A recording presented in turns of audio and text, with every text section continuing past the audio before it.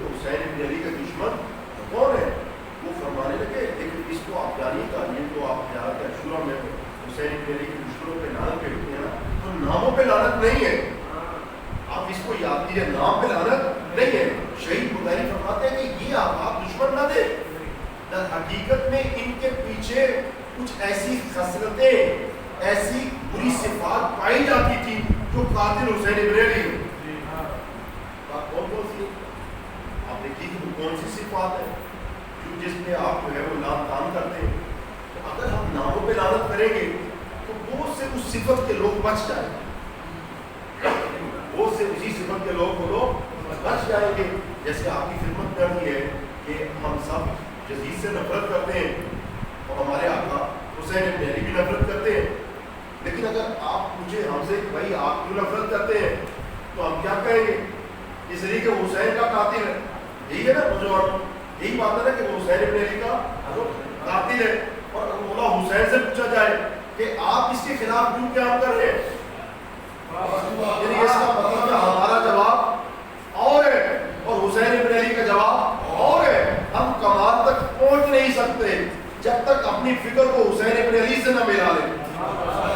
یعنی حسین ابن علی کیوں نفرت کرتے ہیں؟ آپ کیا فرماتے ہیں؟ آپ فرماتے ہیں سبب یہ ہے یزید رجل فاسق، پر میں نام سے نفرت نہیں کرتا. رجل فاسق، مرد فاسق ہے، شارب الخمر، شراب کو پیتا ہے، قاتل نفس المحرمت ہے، اور وہ انسانوں کو بے گناہ قتل کر دیتا ہے. پر میں مولن بالفسق، اعلانیہ گناہ کرتا ہے. پر میں مثلی لا یوا مثلا، میرے جیسا اس جیسے کی بیعت نہیں کرے گا. مولا حسین آپ یہ کیوں فرما رہے ہیں میرے جیسا؟ اس لیے کہ یزید تو آپ کے زمانے کا ہے، یزید تو آپ کے زمانے کا ہے. آپ فرماتے ہیں میں اس کی بیعت نہیں کروں گا. کہ نادان تو سمجھا ہی نہیں، میں نے میرے جیسا کیا کیا بتایا کہ میں ایک فرد کے مقابلے پہ قیام نہیں کر رہا. حسین ابن علی کا جو قیام ہے، جو جنگ ہے، وہ ایک فرد کے خلاف نہیں ہے کہ فرد آئے اور اسے حسین ابن علی ختم کر کے چلے جائیں. فرمایا نہیں، رجل فاسق، اب جو بھی فاسق ہو، شارب الخمر، اور جو بھی شراب پیے، مولن بالفسق، جو بھی اعلانیہ گناہ کرے، قاتل نفس المحرمت، اور جو بھی اعلانیہ مسلمانوں کو قتل عام کرے، فرمایا میرے جیسا اس کی بیعت نہیں کرے گا. یعنی کیا مطلب یہ کہ میں نام کا دشمن بولو نہیں، میں صفات کا دشمن ہوں.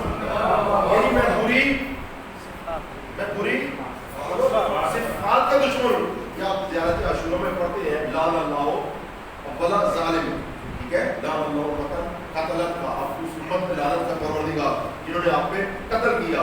تو شہید مداری فرماتے ہیں دیکھو تو صحیح، آپ کن پہ لعنت کر رہے ہو. اور جب آپ کہتے ہیں اس اول پہ لعنت ہو، اس ثانی پہ لعنت ہو، اس ثالث پہ لعنت ہو، پہلے نمبر والے پہ لعنت، دوسرے نمبر والے پہ لعنت، تیسرے نمبر والے پہ لعنت. بعض احباب چند احباب کا نام لے لیتے ہیں، ہو سکتا ہے وہ بھی شامل ہو. میں یہ نہیں کہتا کہ کون شامل ہے کون نہیں ہے، لیکن جو بتانا چاہتا ہوں وہ یہ ہے کہ پہلے نمبر سے مراد کسی فرد کا نام نہیں ہے.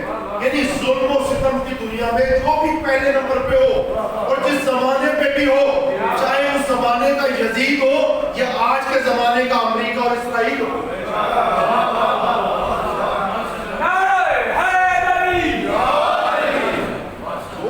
جو بھی پہلے نمبر پہ ہو اس پہ بھی لعنت ہے. اور پہلے نمبر پہ کون ہے؟ امریکہ ہے، اس پہ لعنت جو ہے وہ پائی جاتی ہے.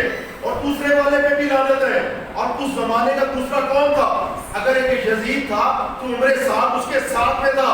ایسے موقع پہ جب بھی پہلے نمبر کا ظالم کے ساتھ جو بھی مددگار بنے اس پہ لعنت ہے. اگر آج امریکہ پہلے نمبر پہ ہے تو ساتھ میں اس کے برطانیہ ہے، تو اس دوسرے نمبر والے پہ بھی لعنت ہے اور تیسرے نمبر پہ بھی لعنت ہے. یعنی کیا مطلب یہ ہے کہ ناموں پہ لعنت نہیں ہے، نام پہ لعنت کر کے آپ افراد کو محدود نہ کیا جائے. پہلے نمبر پہ لعنت سے مراد کیا ہے؟ حماقت پہ لعنت ہے. اور دوسرے نمبر پہ یعنی مکاری پہ لعنت ہے. اور تیسرے نمبر پہ لعنت سے مراد فرد کا نام نہیں ہے، حب دنیا پہ لعنت ہے. یعنی جو بھی مکاری کو دکھائے اور جو بھی حماقت کو دکھائے اور جو بھی تو حب دنیا میں ڈوب جائے اس پہ حسین ابن علی لعنت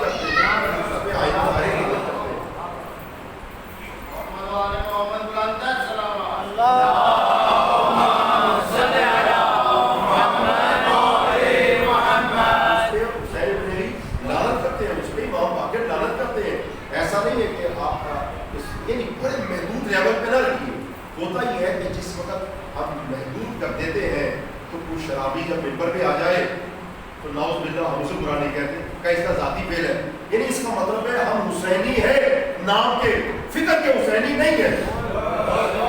یعنی ابھی ہم نے نام حسین رکھا ہے لیکن لبوں پہ حسین کا نام ہے لیکن ذہن میں فکر حسینی آئی بولو نہیں ہے. فکر حسینی کب آئے گی؟ یعنی جب آپ کسی سے نفرت کریں گے تو حسین کی فکر کے مطابق اب محبت کریں گے. انی سلم لمن سالمکم و محب لمن حبکم، میں دشمنی دشمنی بھی اس سے کروں گا جس نے حسین نے دشمنی کی، اور میں محبت بھی اسی سے کروں گا جس انداز سے حسین نے محبت کی ہے۔ جب تک ہم اپنا معیار اس معیار پہ نہیں لے کے جائیں گے تو وہ بات بنے گی نہیں۔ اور حسین کے فرماتے ہیں، حسین ابن علی پیغام دیتے ہیں کہ دیکھو یہ جنگ رکنے والی نہیں، ایسا نہیں ہے کہ آپ دیکھو کہ 61 ہجری میں یہ جنگ رک گئی ہے، اور میں مثلی میرے جیسا، کیا مطلب، اور میں میرے جیسا، اور میں یہ نہیں فرماتے میں، کیا فرماتے ہیں میرے جیسا، اور میں تو چلا جاؤں گا، فرماتے میں تو چلا جاؤں گا لیکن مارکہ حق کو باطل نہیں جائے گا۔ فرمایا کہ اگر باطل کی قوتیں آتی رہیں گی تو میرے جیسے بھی آتے رہیں گے، فرمایا جو میرے جیسے آئیں گے وہ تیرے جیسے کے سامنے جھکیں گے نہیں۔ جیسے میں اپنا سر کٹا سکتا ہوں اور اپنے لاشے پہ گھوڑے دوڑا سکتا ہوں تو میرے چاہنے والے بھی سر تو کٹا دیں گے، اپنی لاشوں پہ گھوڑے تو دوڑا دیں گے، لیکن باطل کے آگے جھکنے والے نہیں ہیں۔ انہی نے کربلا کچھ پیغام دیتی ہے کہ کربلا میں آپ آتے ہیں، عزاداری میں آتے ہیں تو کچھ پیغام آتا ہے۔ کیا پیغام آتا ہے؟ فرماتے ہیں حکیم امت اسی پیغام کو پڑھ کے فرماتے ہیں، اے چوہا بڑھتے ہو دریائے تم تو تیز، اے چوہا بڑھتے ہو دریائے تم تو تیز، اور ساحل تجھے عطا ہو تو ساحل نہ کرنا۔ کیا فرماتے ہیں؟ اسی پیغام کو تشریح کی انہوں نے حکیم امت نے کہ اے چوہا بڑھتے ہو دریائے تم تو تیز، اے پانی کی لہروں بڑھو، اٹھو اور بڑھو، اور بڑھ کے کیا بڑھو؟ دریا، یعنی لہروں کو کہاں پہ جانا ہے؟ رکنا نہیں ہے، لہروں کو، سمندر کی لہروں کو رکنا نہیں ہے، بلکہ اتنا بڑھنا ہے کہ دریا بن جائے۔ تو اے چوہا بڑھتے ہو دریائے تم تو تیز، اور ساحل تجھے عطا ہو تو ساحل نہ کر دوں۔ رکنا کسی جگہ پہ نہیں ہے، ساحل پہ ملے تو ساحل پہ رکنا نہیں ہے۔ یعنی کربلا سے کیا پیغام آ رہا ہے؟ کربلا سے کیا پیغام آ رہا ہے؟ یہ سمندر کون ہے جو کہہ رہا ہے؟ یہ پانی کی لہریں کون ہے جو کہہ رہی ہیں؟ یعنی حسین ابن علی پیغام دے رہے ہیں اپنے حسینیوں کو، میرے حسینیوں، بس جو نام حسین رکھا اس پہ رکنا نہیں ہے۔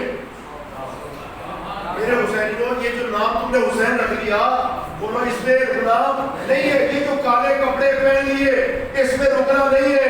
یہ جو فرش عذاب بچھائی اس پہ رکنا نہیں ہے۔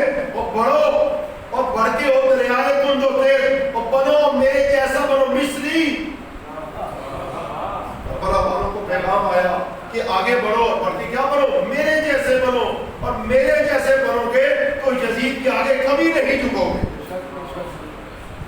یہی وجہ ہے مومنین کرام کے کربلا تحقیقت اس استغاثے کا جواب ہے جو حسین ابن علی نے فرمایا تھا، حل من ناصر ینصرنا، ہے کوئی جو میری مدد کو آئے، ہے کوئی میرے جیسا جو بنے۔ یہ فرش عذاب بچھائی جاتی ہے تاکہ حسین ابن علی سے ہم یہ کہیں، فرزند زہرا آپ نے کہا تھا کوئی ہے جو میرے جیسا بننا چاہے، تو ہم آئے ہیں آپ کے عذاب پہ، آپ کی آواز میں ہم لبیک کہتے ہیں، اگر ہو سکے تو ہمیں یہ صلاحیت عطا کیجیے ہم آپ جیسا بنیں۔ آپ سب مل کے لبیک کیجیے، لبیک یا حسین، لبیک یا حسین، لبیک یا حسین، لبیک یا حسین، لبیک یا حسین، لبیک یا حسین۔ انہیں جو خطیب کو داد دینے کا نعرہ ہے وہ آپ کی مرضی، ٹھیک ہے، لیکن جو حسین ابن علی کو لبیک کہنے کا نعرہ ہے وہ حسین ابن علی کے ساتھ، وہ ایسے نہیں ہے، وہ داد دینے کے لیے نہیں ہے، خطیب کو داد دینے کے لیے نہیں ہے۔ تو جو حسین ابن علی کو جواب دینا وہ کیسے دینا؟ حسین ابن علی نے کس طرح سے پکارا؟ زخموں سے چوب چوب تھے کہ آپ کو پکارا۔ حسین ابن علی کا لاشا گڑ میں پامال تھا کہ آپ کو پکارا، اور تک و تنہا تھے کہ آپ کو پکارا، اور آپ جب جواب دو تو ڈھیلے ڈھیلے نہیں، لبیک یا حسین، لبیک یا حسین، لبیک یا حسین، لبیک یا حسین، لبیک یا حسین، لبیک یا حسین۔ لبیک جو آپ کہہ رہے ہیں اسی استغاثے کی آپ آئے ہیں، حسین نے بلایا ہے، کوئی ہے جو میرے جیسا بننا چاہتا ہے۔ یہ فرش عذاب کس کے لیے ہے؟ مومنین کرام یہ حسین جیسے، یعنی حسین ابن علی نے، حسین کی ماں نے ایک کارخانہ بنایا۔ اگر میں رہبر موضوع کی زبان میں کہوں تو فرماتے ہیں کہ پروردگار تو عالم جب انبیاء کو بھیجتا ہے تو انبیاء ایسا نہیں کرتے کہ ایک آدمی کے کان میں کوئی بات کہتے ہیں. وہ فرماتے ہیں جس کی آپ صدقہ جاریہ کہتے ہیں نا، ایک کام مسلسل چلنے والا. وہ فرماتے ہیں کہ اسلام کی تبلیغ کے لیے کیا کام کرتے ہیں. فرماتے ہیں اسلامی معاشرہ کی حکومت بناتے ہیں کہ جس میں جو بچہ پیدا ہو، جو بھی آئے وہ مسلمان ہو کے آگے بڑھے. تو حسین ابن علی کی ماں نے یہ فرش اعلیٰ جو بچھائی ہے یہ کس لیے؟ تو یہ اگر ہمیں نہ پتہ لگے حسین کون ہے، محرم کے چاند ختم ہو جائے گا اور سفر کا چاند بھی غروب ہو جائے گا، لیکن ہمیں اندازہ نہ ہوگا کہ ہم کون ہیں اور ہمیں بننا کیا ہے. ہمیں بننا مثل حسین ہے. اور جب تک ہم اب کی دعا نہیں مانگیں گے، لیکن جب تک کوئی پیاس لگے نہیں، ماں بھی بچے کو پانی نہیں دیتی، دودھ نہیں دیتی جب تک بچہ ہوتا نہیں ہے. لیکن کچھ چیزیں تو بنا مانگے مل جاتی ہے، کچھ چیزیں بنا مانگے مل جاتی ہیں. وہ کون سی چیزیں؟ گاڑی ہے، وہ گھر ہے، وہ بنگلہ ہے، وہ مکان ہے، وہ جائیداد ہے. آپ نے دیکھا بہت سے آپ امیر باپ کے بیٹے اور یہاں پہ بیٹھے باتیں کر رہے ہیں. یہ جو امیر باپ کے بیٹے ہیں انہیں کیسے دولت ملی؟ انہوں نے تو کمایا نہیں، تو بنا مانگے مل گئی نا. تو یعنی دنیا بنا مانگے مل سکتی ہے، لیکن حسین جیسا ہونا یہ مانگنا پڑتا ہے. یہ زہرا سے جناب سیدہ سے مانگنا پڑتا ہے. یہ ایسا نہیں ہے کہ کوئی بھی خود بخود بن جائے گا نا، یہ خود بخود نہیں بنتے. وہ بہت اور ہے، یہ بہت اور ہے. ہمیں اگر حسین جیسا بننا ہے تو حسین ابن علی کی انداز کو سمجھنا ہوگا، لبیک کو کہنا ہوگا، دل و جان سے لبیک کہنا ہوگا. لبیک یا حسین،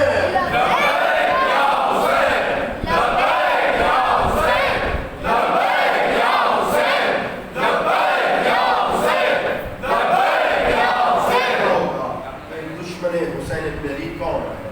اگر ہم نام لیتے رہے تو بچوں کو کیا پتا چلے گا؟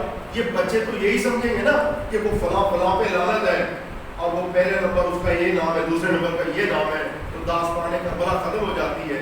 نہ بھائی وہ ختم نہیں ہوتی، آج بھی برپا ہے. یزید آج بھی موجود ہے، اور یزید موجود ہے تو مثل حسین بھی موجود ہے. آپ نے دیکھا، میں کل آپ کی خدمت میں عرض کر رہا تھا، یہ کوفے میں جو حسین ابن علی کے ساتھ ظلم و ستم ہو گیا کیسے ہوا، یہ کس طرح سے ہوا.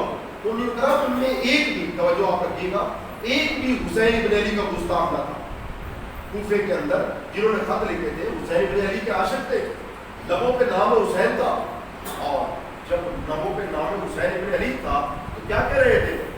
ہم جان دینے کو تیار ہے. جان دینے میں ان سے غلطی کون سی ہوئی؟ آخر یہ عام آدمی نہیں بتاتا. یہ اگر حکیموں یعنی شہید التحریر اور جیسے بزرگوں کی خدمت میں آپ پڑھیں، زانو میں طے کریں تو پتہ چلتا ہے کہ کیا وجہ تھی. تو وہ فرماتے ہوئے بزرگان نظر آتے ہیں. سبب یہ تھا کہ در حقیقت حسین ابن علی نے تو اپنا نمائندہ مسلم عقیل بھیجا تھا، تو وہاں پہ عبید اللہ نے سیاست تھا، اس نے ہانی بن عقبہ کو پکڑ لیا تھا. ایسے میں حضرت مسلم نے فرمایا چلو اس کے خلاف قیام کرتے ہیں. اور وہ جو ایک نمائندہ تھا جس کے لب پہ حسین ابن علی کا نام تھا، اس نے کہا مسلم آپ ٹھہر جائیے، اور مولا حسین کے عاشق ہے، یہ کوئی اور نہیں کہہ رہا، یہ جس کے لب پہ حسین جس نے خط لکھا ہوا کہا حسین ابن علی کے عاشق ہے، اور جیسے حسین ابن علی آئیں گے ہم اپنی جانیں بھی دے دیں گے. شہید کوفہ کی مووی ہے اور دوسری فلم بنائی ہوئی ہے حضرت مختار کے اوپر، آپ پڑھ کے دیکھیے جو حضرت مسلم پہ ظلم و ستم ہوا. تو آپ دیکھیے کہ ایسے انہوں نے کہا رک جائیے. حضرت مسلم تو رک گئے، لیکن کیا ہوا کچھ ہی دیر کے بعد وہ ہانی بن عقبہ بھی شہید کر دیے گئے، حضرت مسلم بھی شہید کر دیے گئے. اور جو لب پہ کہہ رہے تھے کہ ہم جان دے دیں گے حسین ابن علی پہ، حسین کوفے میں داخل نہیں ہو سکے اور حسین باہر ہی شہید کر دیے گئے. تو کیا نتیجہ نکلا؟ کس کے گستاخ تھے وہ لوگ؟ کس کے گستاخ تھے؟ حسین کے نہیں تھے. انہوں نے اب بولیے نا کس کے تھے؟ نمائندے کے تھے نا، حسین ابن علی کے نمائندے کے تھے. تبھی تو کربلا برپا ہوئی، تبھی تو امام پہ ظلم ہوا. اگر واقعی حسین چلے جاتے کوفے میں تو یہ ساتھ چھوڑ دیتے، مشکل تھا. لیکن حسین کیا بتانا چاہتے ہیں؟ فقط میرا نام نہیں، بات واضح ہو رہی ہے نا، میرا نام نہیں، میرے نمائندے کی بھی عزت ضروری ہے. امام اصل یہی بتاتے ہیں عصر کربلا میں کہ فقط امام اصل کا نام نہیں، ان کے نمائندے کا بھی نام ضروری ہے. بھی ان کا نام بھی بولو ضروری ہے. اور اگر ان کے نمائندے کو ہم اگنور کر دیں گے تو بات بنے گی نہیں. میں کیا کہنا چاہوں گا؟ مثلی لا یبا مثلا، میرے جیسا تیرے جیسے کی بیعت نہیں کرے گا. تو اب یزید جیسے تو ہے، اب تلاش کرو کوئی حسین جیسا بھی ہے. اس ظلمت بھری دنیا میں کوئی ایسا بھی ہے جو حسین جیسا بھی ہے. اور اگر نہیں پتا چلے نا کون حسین جیسا ہے، تو حسین ابن علی کے جو دشمن ہے امریکہ اور اسرائیل اور یہ برطانیہ، دیکھیں یہ کس کے دشمن ہے؟ بس وہی حسین جیسا.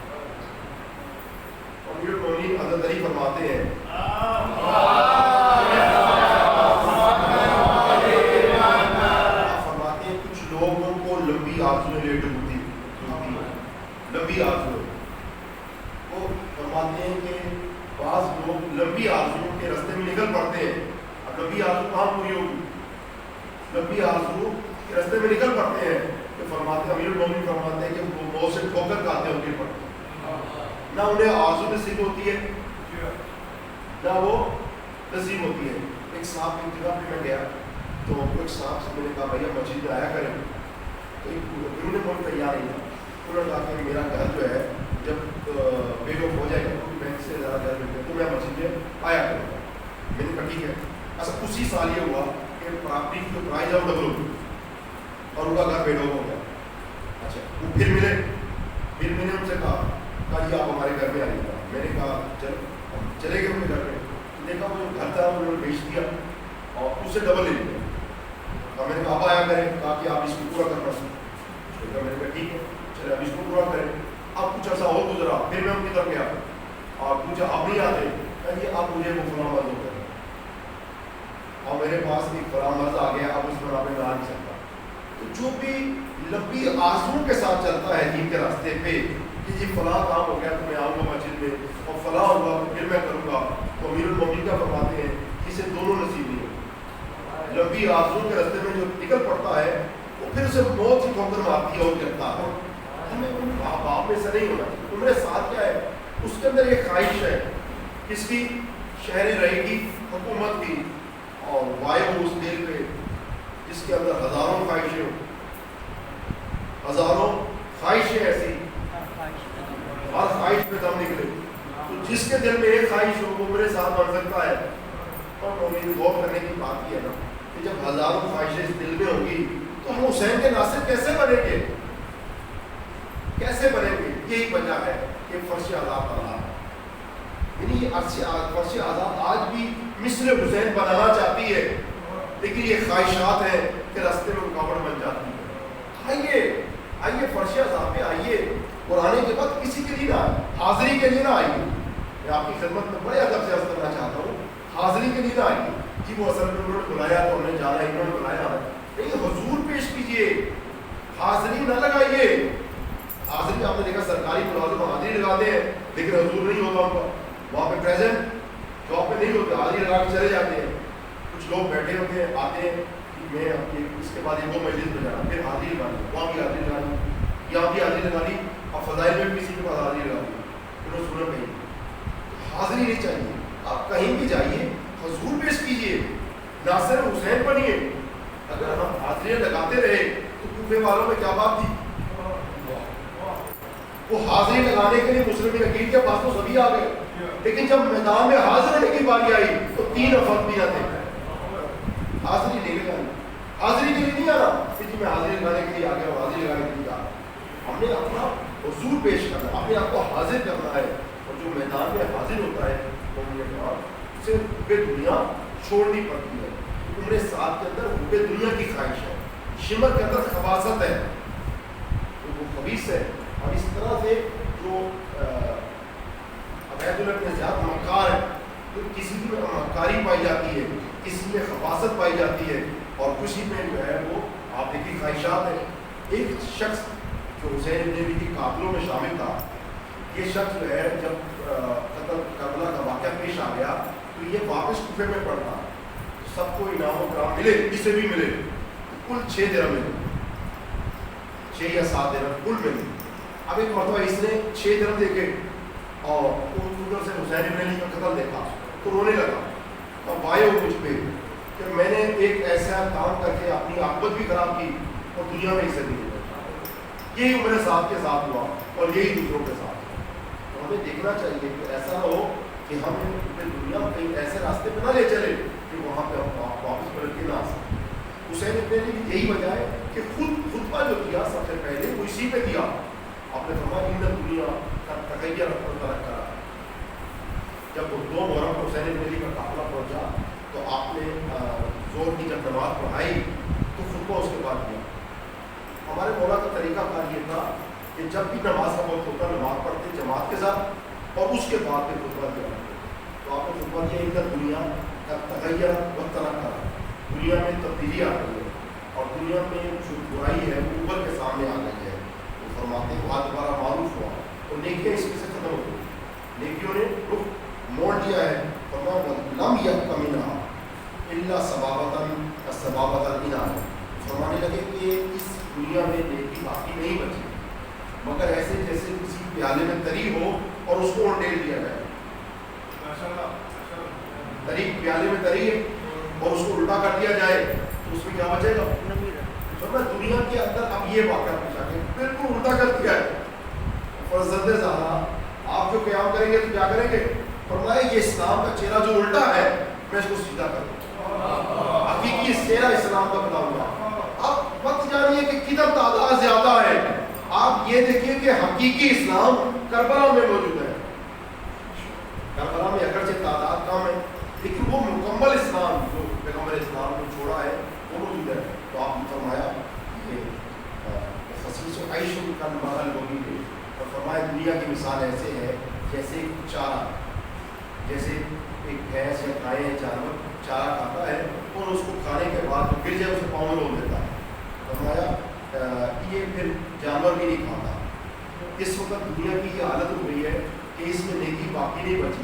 اور آتا یہ ہے کہ اچھے احباب کو اچھے احباب دوسروں کے لیے بھی نیکی نہیں بچی، ابھی کسی کے لیے فائدہ مند نہیں ہے. تو فرمایا اللہ تعالیٰ کیا نہیں تم دیکھتے خود سے؟ ہمیں دیکھنا چاہیے اس دنیا میں حالت اس وقت کیسی ہے. اللہ تعالیٰ ان الحق لا یعمل بہ، کہ حق پہ عمل نہیں ہو رہا. وہ ان الباطل لا یتناہل، اور باطل سے کوئی روک نہیں رہا. باطل سرے عام ہے اور حق پہ عمل نہیں ہو رہا. فرمایا لیرغب المؤمن فی لقاء اللہ حقا حقا. اور فرمایا ایسے موقع پہ مومن کو کیا کرنا چاہیے؟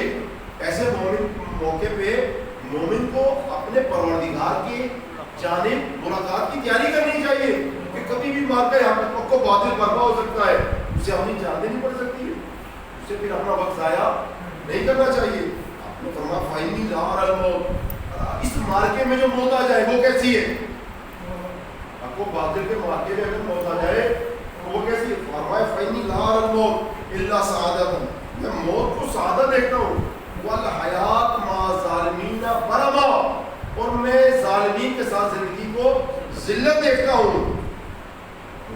آپ دیکھ رہے ہیں حسین ابن علی فرما رہے ہیں لیکن یہ ایسا دشمن ہے جس کے لیے حسین ابن علی نے خود سے اس کی طرف جو ہے وہ پورا خطبہ دیا حب دنیا. آپ نے فرمایا الناس عبید الدنیا، لوگ دنیا کے بندے بن گئے. وہ دینوں لائق علی السنتہم، اور دین ان کی زبان پہ ہے. کیا مطلب؟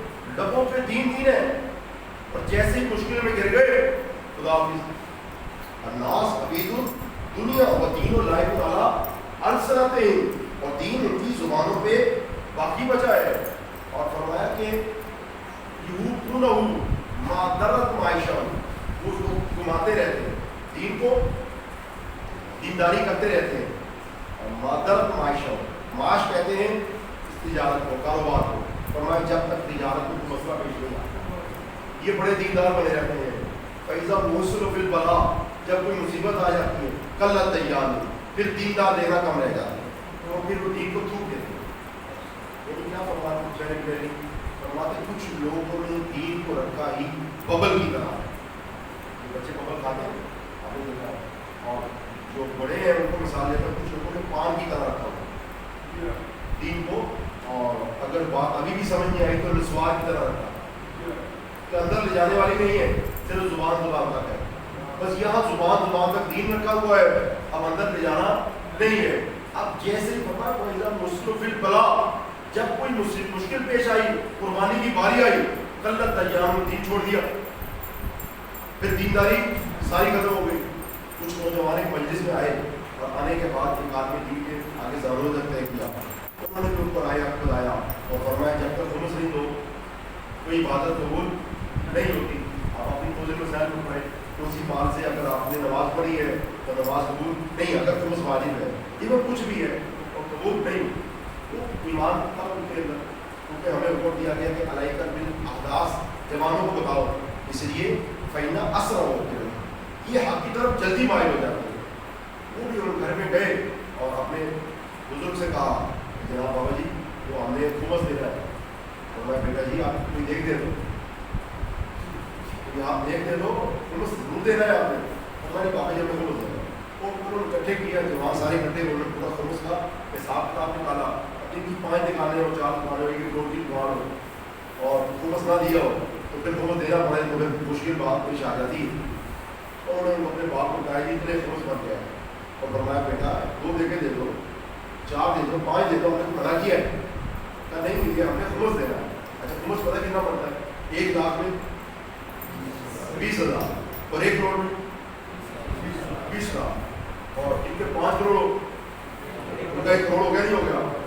نہیں کوئی سودا کرے گا.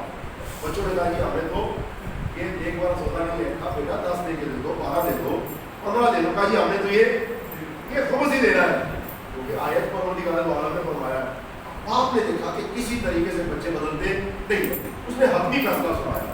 تو اس کو یاد رکھے گا کہ جب مشکل میں پڑ جاتے ہیں دین صرف زبان تک ہے, پھر دین کو تھوک دیتے ہیں.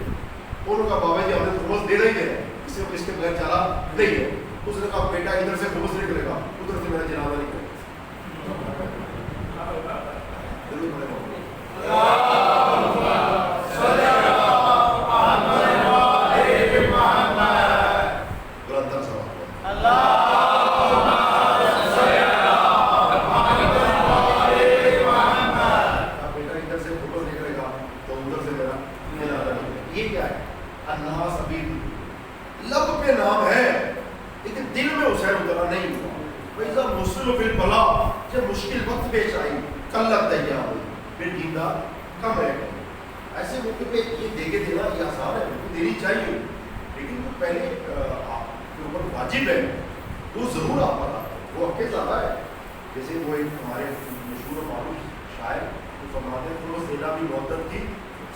ایک شرط ہے. نہ دینا بھی مثلے یزید نے کہا نہ دینا بھی مثلے بدعت ہے خدا. خمس دینا بھی مثلے خمس دینا بھی مدت کی ایک شرط ہے, اور نہ دینا بھی مثلے بدعت ہے خدا. اور مقروض حق و سعادات و زہرا سے جب تبرہ سنا موزی آ گئی, یار تو تبرہ کر رہا ہے کس کے اوپر؟ جن نے جناب سیدہ کا کھایا, اور تو نے کس کا کھایا؟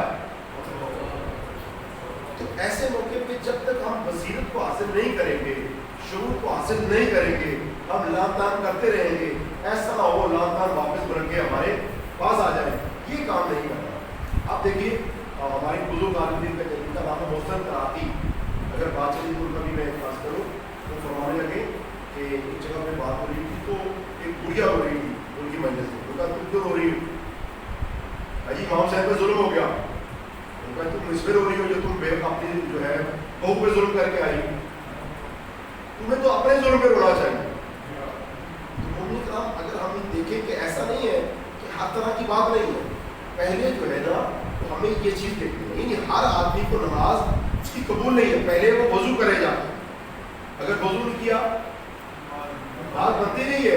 ایسا نہیں ہے کوئی بھی خدا کے گھر میں چلا جائے, نہیں, پہلے حکم ہے جوتی اتارو. دوسرا جانے لگے تو فرمایا فخرا نالائے, اپنی جوتی کو اتار دو. انکا بواد المقدس طوا, مصعب ایک مقدس وادی میں, اور جوتیوں کے ساتھ یہ ہو نہیں سکتا. جوتی کیا ہے؟ علماء مفسرین نے لکھا کہ دل میں جو حب دنیا ہے,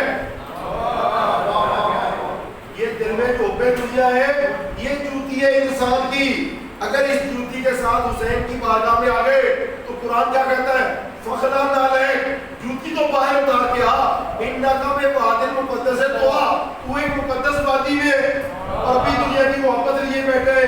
جن کے دلوں میں محبت تھی تو وہ تو کوفے میں رہ گئے, یہ کچھ لینے نہیں آئے. اگر اجازت ہے جملہ عرض کروں, حسین ابن علی کے جو ساتھ ہیں یہ حسین سے کچھ لینے نہیں بلکہ اپنی جانیں دینے کے لیے آئے ہیں. حسین بلا رہا ہے, کس کو بلا رہا ہے؟ وہ جو حل میں ناصر کہا جا رہا ہے, انہوں وہاں پہ جاتے ہیں سبھی آباد, اس لیے جاتے ہیں کوئی یہ حاجت رکھتا ہے, کوئی حاجت رکھتا ہے, جو ملتا ہے تیرے حسین سے, اس میں کوئی شک نہیں ہے. لیکن حسین نے کس کو بلایا؟ ناصر جو مدد کرے, منصور کو نہیں بلایا کہ جو مدد ہے وہ مانگے. مدد آپ کہیں بھی مانگ سکتے ہو حسین سے, مدد آپ مدد کے لیے ضروری نہیں کہ روزے حسین پہ جائیں. حسین نے اپنے ناصروں کو بلایا ہے. 40 کا وقت ہے, 40 قریب ہے, اور سب وہاں پہ جا رہے ہیں. مومنوں کا دل جو ہے وہ حسین ابن علی کی بارگاہ میں ہے. اور آئیے آج حسین ابن علی سے یہ کہنے کے لیے ضروری ہے اپنے دلوں کو تیار کیجیے. بولا حسین آپ نے بلایا ہے پر ہم آپ کے فرش عذاب پہ آئے. اگرچہ مولا آپ کے روزے پہ تو نہیں آ سکے, لیکن مولا میں اسی استغاثے کو لبیک کہتے ہوئے آئے ہیں جو آپ نے کبھی بلند کیا تھا. حل من ناصر, سنو کیا کہا ہے. آپ نے آپ کے رونے کے لیے جملہ عرض کروں کہ حسین ابن علی نے جملہ کب کہا؟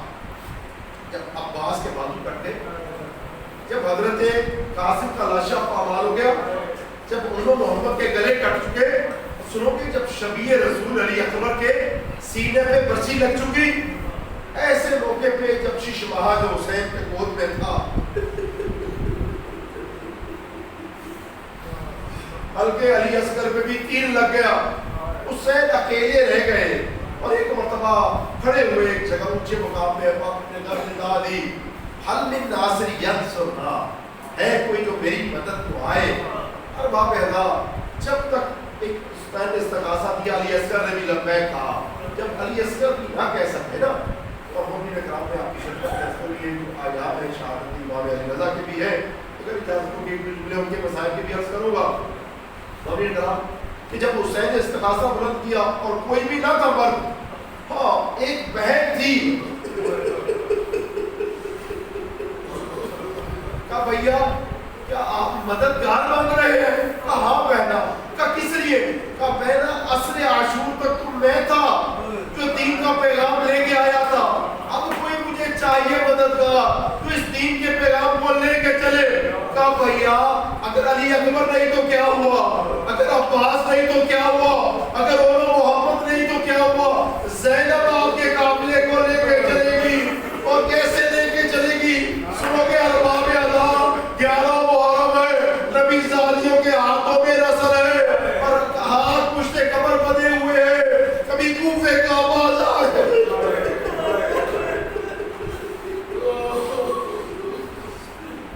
سنو کہ ارباب ادا کبھی کوفے کا بازار ہے، کبھی شام کا بازار ہے، اس طرح سے لے کے جاتے تھے۔ میرے لبوں پہ طاقت نہیں ہے کہ میں عرض کروں کیسے یہ قافلہ جاتا تھا۔ ہاں میں ایک جملہ عرض کرتا ہوں سید سجاد کا، وہ فرماتے کیسے جاتے تھے؟ فرماتے آئی کاش، فرماتے آئی کاش میری ماں مجھے جنم نہ دیتی کہ یہ میں منظر اپنی آنکھ سے دیکھتا، فرماتے آئی کاش میری ماں مجھے جنم نہ دیتی کہ یہ میں منظر اپنی آنکھ سے دیکھتا۔ کیا دیکھتا؟ کہ مجھے بازاروں میں ایسے کسیٹا جاتا تھا جیسے کسی اچھی غلام۔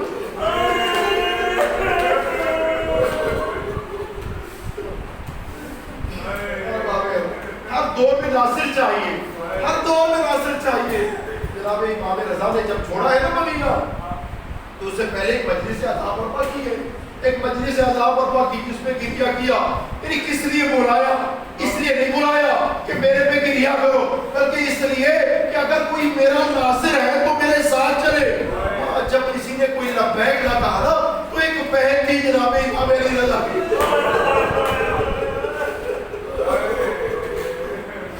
امام علی رضا چلے گئے، وہ بہنا بے تاب رہی، خدا آپ کو لے جائے اللہ معصومہ کے روزے پہ، روتے بھی جائیے، دعائیں بھی مانگتے جائیے، خدا لے جائے آپ کو، بہنا بے تاب رہی۔ جب بھائی کی محبت اور دین کی نصرت بے تاب کرتی رہی، ایک مرتبہ چھوڑ کے مدینہ چلی ہے، بس ظلم و ستم کی داستان وہاں رکھا ہو گئی۔ جب ان کے قریب پہنچنے سے پہلے کچھ ظالمین نے حملہ کر دیا، حضرت معصومہ وہاں پہ اس طرح ظلم و ستم کا شکار ہوئی ہے، اور ایک مرتبہ کہنے لگی مجھے کم میں لے جائیے، کم میں لے جائیے۔ کیوں؟ کم میرے بھائیا کے عزادار رہتے ہیں، اس کے حقدار رہتے ہیں، آپ تشریف لے کے آئی ہیں، میں آپ میں آئی ہے، آپ جائیے، وہاں پر ایک مسجد ہے جہاں پہ انہوں نے چند دن قیام کیا، اہل قوم نے ان کی بڑی عزت اور خاطر کی، لیکن ایک مرتبہ آپ شہید ہو گئی، دنیا سے چلے گئی۔ میں بی بی کی خدمت میں ایک جملہ عرض کروں،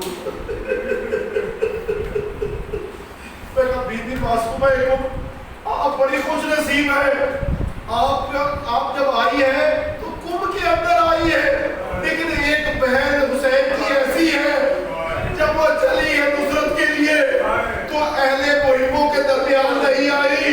کہاں پہ گئی؟ پوچھو گے کہاں پہ گئی؟ کوفے اور شام کے بازار میں گئی۔ ارباب ادا جناب زینب جب نازا کے روزے پہ گئی ہے تو ایک مرتبہ بہن کا شروع کیا، آخری جملہ، ایک مرتبہ نانا کے روزے پہ گئی، بہن کرنا شروع کیا، نانا عباس مارے گئے، نانا علی اکبر مارے گئے، نانا اور مارے گئے، نانا قاسم مارے گئے، نانا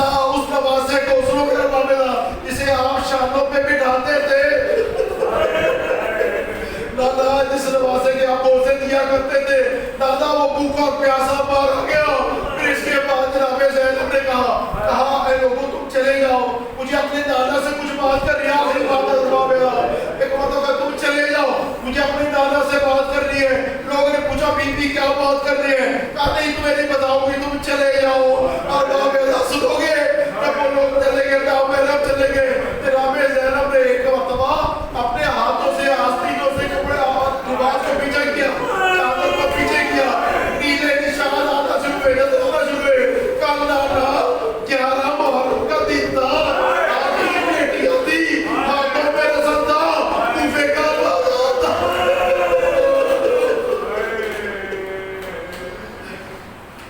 آپ پوچھو گے نا یہ جناب زینب کے ہاتھوں میں نیلے نشان کب کے؟ ایک شاعر نے یہ کیا خوب کہا, جس روز کٹے حضرت عباس کے بازو,